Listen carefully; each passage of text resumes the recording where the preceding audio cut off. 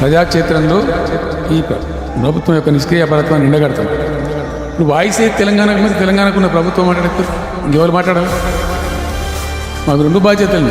ఒకటి తెలంగాణ తెచ్చిన పార్టీగా, రెండవది ప్రధాన ప్రతిపక్షంగా కూడా కంపల్సరీ మా డ్యూటీ మేము చేయాలి.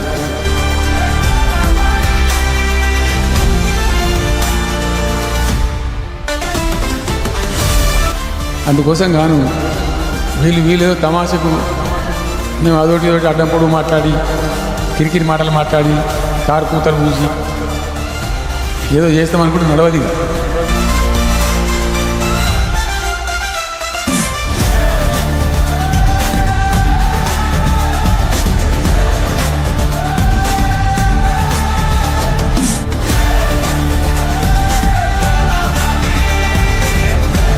ఏళ్ళ దాకా వేరే కథ, రేపటి నుంచి వేరే తోలు తీస్తాం. ఎక్కడికక్కడ ప్రజలు ఖచ్చితంగా ఎక్కడికక్కడ నిలబెట్టే ప్రయత్నం చేస్తాం.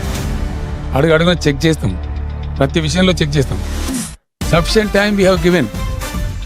మేము తొందరపడి మేము ఎందుకు కన్నీరు అయ్యి మా ప్రభుత్వం పోయింది వీళ్ళు వచ్చింది అనేటువంటి ఒక పిచ్చి అయ్యి అట్లా మేము చేయలే. ఇటువంటి వాడికి పోలే.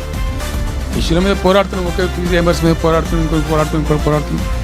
రకరకాల భూదందాల మీద, దోపిడీ మీద, చెర్ల మీద, చెర్ల మీద పోరాడుతున్నాం. పార్టీ కొట్టాడుతున్నాం. తప్పదు కాబట్టి కొట్టాడుతున్నాం. ఇప్పుడు మొదటికే ముప్పు వచ్చే పరిస్థితి ఉంది.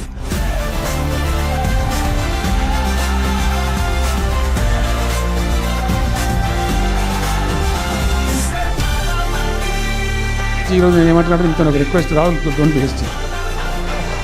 ఇవాళ I'm only restrict my self to Palamuru ఎత్తిపోతల పథకం.